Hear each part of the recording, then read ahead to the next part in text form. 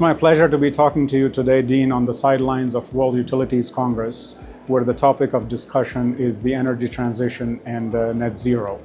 Siemens Energy Gas Services is spread in this region from east to west. Our region starts from the east in Pakistan all the way to North Africa in Libya. We have about 2,000 colleagues working across the whole region to support our customers.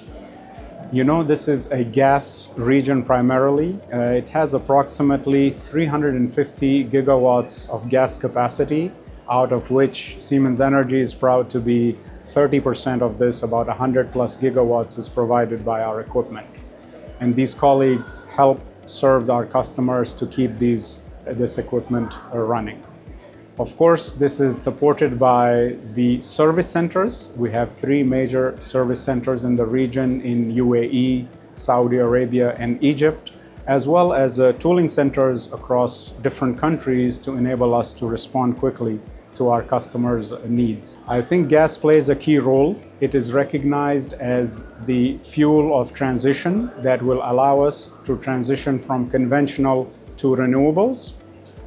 In 23, as a reference, about 23% of global generation was gas, and 35% was coal. So the shift from coal to gas or oil to gas will be key in helping the energy transition. And we play a key role as a provider of gas turbines and related equipment to enable this energy transition. So to enable this energy transition and help renewables get online, the demand for gas will continue to grow as an instrument to transition.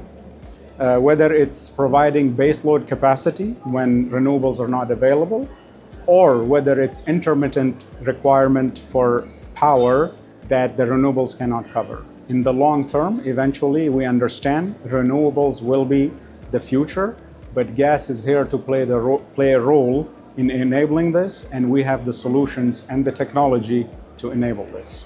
Sure, when we look at our customers, we are also trying to come up with solutions that are more relevant to their needs. If I look at our customers, you can segment them in three areas. For example, utilities, there are one. Then you have the independent power producers, and as well as the industrials. So each of them has different criteria for managing their assets. And our idea is to look at each customer and develop a solution that helps them transition. So whether it's demand for peaker power, whether it's carbon capture is important for them, we are looking at all these technologies. We are investing in these technologies to have the solutions for the customer no matter what their demand is. And their requirements are also changing because their customers are demanding different things from them based on their outlook towards how they're going to achieve net zero, how renewable their generation mix is, and that's why we have to customize our solution for our customers. It's a very interesting, the topic of the day from a kindergartner to a PhD is about AI and artificial intelligence. And there are 2 ways to look at it. One is how we are leveraging AI, and the other one is the impact of the prevalence of AI in the world. So let me take the first one first. Because of AI, the power demand is also growing. For instance, if you do a Google search, just type any search, you use about 0.3 watt hours of energy. If you do the same search in an AI engine, it's an order of magnitude higher, meaning almost 3 watt hours are used. So 10 times the energy is used when you use an AI engine versus a search engine. This, if you translate it to the global trend of moving towards AI, is tremendous amount of generation or electricity required.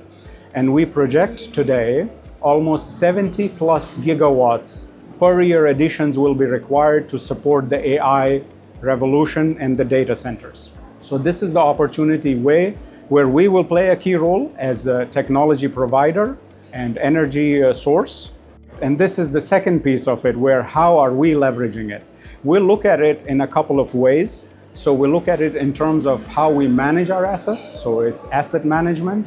The second way we look at it is performance, how we enhance our performance, how we leverage the AI technology to make our equipment perform better up to the requirements of either the customer or the user.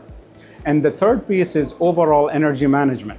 So how we look at holistically at an asset in a plant and how we optimize the system.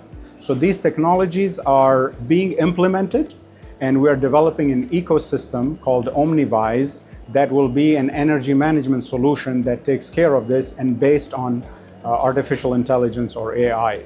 I'm quite optimistic on the progress we will make in this area, already showing some very good results to help our customers. Between UAE and Saudi Arabia, they've already committed about $5 billion in infrastructure for cloud computing. Excellent question. Gas will play a key role as a transition fuel in the energy transition. Today, or in 2023, approximately 23% of the global generation capacity was by gas, while 35% was coal. So the transition from gas to coal almost produces 50% reduction in emissions. So if you take this transition and you go to gas, the savings are automatic. And that's why we feel that gas will play a key role in doing the energy transition.